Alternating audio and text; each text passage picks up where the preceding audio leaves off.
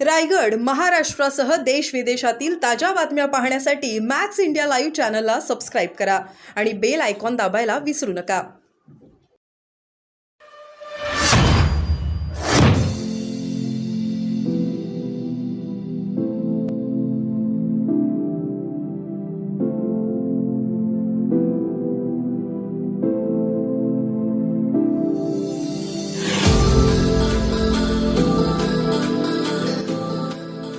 हे मोठं संकट आहे आपल्याला. आता हे संकट दूर करायला नको का? आणि त्याला एकच पर्याय मला जो दिसतो, एकच पर्याय जो मला दिसतो तो म्हणजे ज्याप्रमाणे शिवाजी महाराज यांनी 12 आणि 13 तारखेला पन्हाळ्यातून जे बाहेर पडले, 13 तारखेला विशाळगडला पोहोचले जुलैला. या 6-7 दिवसात 13 जुलै परत येत आहे आणि 13 जुलैला सगळे शिवभक्त हे विशाळगडला जाणार. सर्व शिवभक्त 13 तारखेला विशाळगडला जाणार. माझ्या सकट प्रशासन ठरवून दे. आम्हाला विचारायचं सरकारला, आम्हाला विचारायचं मुख्यमंत्र्यांना, आम्हाला विचारायचं उपमुख्यमंत्र्यांना, आम्हाला विचारायचं दुसऱ्या उपमुख्यमंत्र्यांना, काय केलं तुम्ही 1.5 वर्ष? आता शिवभक्त थांबवू शकत नाही, ही आमची भूमिका आहे. तुम्ही काय की आणि काहीतरी सांगाल, सिनियर काउन्सिल दिलं म्हणणार, एक सुद्धा ती जी स्थगिती, टेम्पररी स्थगिती दिली आहे त्याच्यावर एकदा सुद्धा वादविवाद झालेला नाही. ही सरकारची काम करण्याची पद्धत आहे.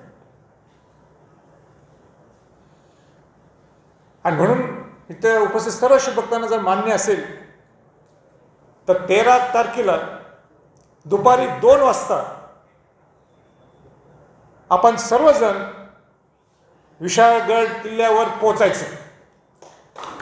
मान्य आहे का?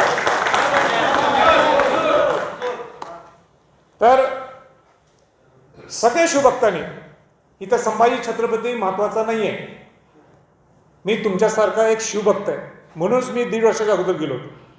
शिवाजी महाराजांचा वंशज हे सगळ्या नंतरच्या बाबी आहेत, पण मी सुद्धा एक शिवभक्त म्हणून त्या विशाळगड किल्ल्यावर गेलो होतो आणि म्हणून ती कडक भूमिका आम्ही त्यावेळी घेतली होती. 1.5 वर्ष थांबलो या सरकारसाठी. या 1.5 वर्षात काही कारवाई झालेली नाही, काही कारवाई झालेली नाही. तुम्ही आम्हाला पोलिसांची भीती दाखवाल,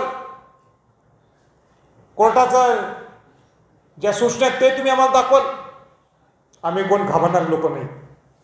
पण आम्ही 13 जुलैला सर्व शिवभक्त हे विशाळगडवर आपल्याला पाहायला मिळतील. हा मला सरकारला आमची भूमिका त्यांच्या पुढे मांडायची. पवित्र सर्वांना पाहायला मिळेल का? गेल्या अनेक दिवसांपासून विशाळगडबाबत सवाल जे ते उपस्थित केले जातात. मुख्यमंत्र्यांच्या प्रत्येक गोष्टीखाली देखील मोठ्या प्रमाणात कमेंट त्या संदर्भात आपल्यावर देखील अटॅक केला असं पद्धतीने सांगताय सोशल मीडियावर. या दिवशी काय नेमकी भूमिका आपली असेल? मला इतकंच माहिती आहे, अन्यायाच्या विरोधात न्यायाचा लढा उभा करण्याची ही संभाजी छत्रपतींची सवय आहे.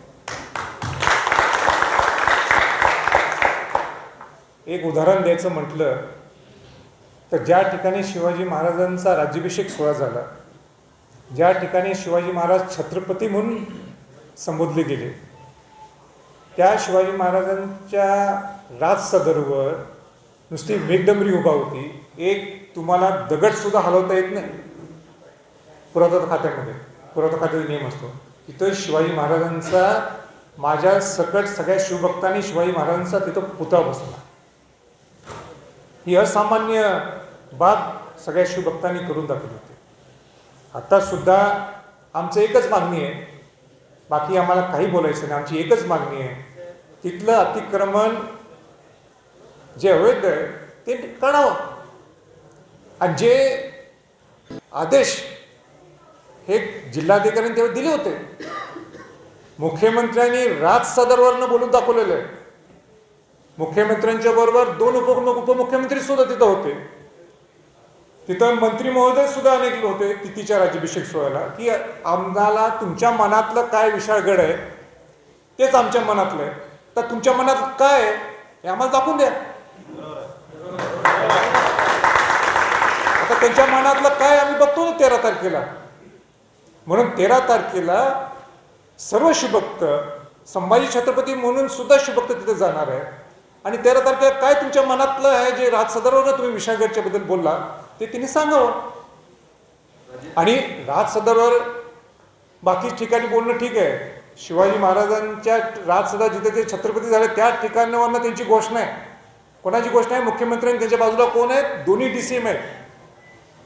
आता त्यांनी सांगावं तुमच्या मनातलं काय. आम्हाला तुमच्या मनातलं बघायचं आहे. आणि यात आम्हाला इतकंच माहीत आहे की एक शिवभक्त म्हणून आम्ही 13 तारखेला विशाळगडला जाणार. मला आनंद हा आहे की सगळे शिवभक्त परत एक मुवमेंट सुरू झालेली आहे, एक चळवळ परत एकदा निर्माण व्हायला लागलेली आहे की जेणेकरून विशाळगड हा अतिक्रमणापासून मुक्त व्हायला. कोणी अतिक्रमण केलंय ते सरकारच्या हातात आहे. सरकारला पूर्ण कल्पना आहे कुठल्या गोष्टीचं अतिक्रमण झालेलं आहे. ह्याच्यावर मला काही बोलायची काही गरज नाही. पण मी स्पष्ट सांगतो, मी कुठल्याही एका धर्माच्या विरोधात नाही. ज्यांनी अतिक्रमण केलेलं आहे दोन्ही बाजूच्या लोकांनी ते अतिक्रमण तिथनं निघणं गरजेचं आहे. ही आमची भूमिका आहे. माझा सरकारला हाच प्रश्न आहे की तुम्ही दीड वर्षात ज्यावेळी टेम्पररी स्थगिती देण्यात आली, इंटरिम ऑर्डर देण्यात आली, तुम्ही 1.5 वर्ष सरकारने काय भूमिका घेतलेली आहे? कितींदा तुमचा वकील कोर्टात गेलेला आहे, कितींदा तारीख लागलेल्या आहेत. याचं उत्तर हे सरकारने द्यावंच लागतं. पण त्याच्यासाठी शिवभक्त थांबणार आहेत का? आम्ही किती दिवस थांबायचं? इतके भावनिक सगळे भाऊक बोलले, आज इथं बोलले, अनेक ठिकाणी अनेक सगळे शिवभक्त बोलत असतात. अनेक ठिकाणी चळवळ सुरू झालेले. आणि म्हणून मोरे सर असं गप बसून आता चालणार नाही. कुठंतरी ठोस भूमिका ही घेणंच गरजेचं आहे. मला आज ठोस भूमिका तुम्ही जर मला अधिकार देत असाल तर सर्व शिवभक्तांना मान्य होत असणारी मी भूमिका मला मांडायची आहे. जर ठीक असेल तर ठीक, नाही तर मग शिवभक्तांनी सांगा राजे तुमची भूमिका चुकीची, मी थांबतो.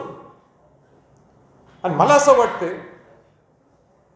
की ज्या शिवाजी महाराज यांना पन्हाळ्याचा वेढा असताना त्या संकटातून ते बाहेर पडले, इतकं मोठं संकट होतं त्यांना. आज कुठलं संकट आहे आपल्या समोर?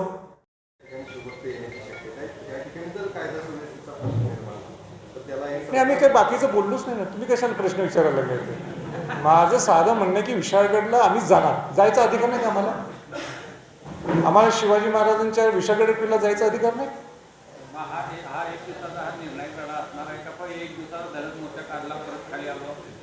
नाही, आमचं एवढंच म्हणणं आहे की तिथलं अतिक्रमण निघायला पाहिजे.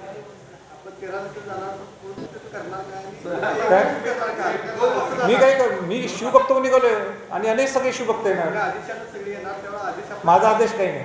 आदेश हे 1947च्या अगोदर छत्रपती देत होते. 1947 नंतर राजे विजय कोण राहिले नाही आहेत. हा, लोक आम्हाला राजे म्हणतात, भाग वेगळा आहे. पण आम्ही एक शिवभक्त म्हणून सगळे निघालोय.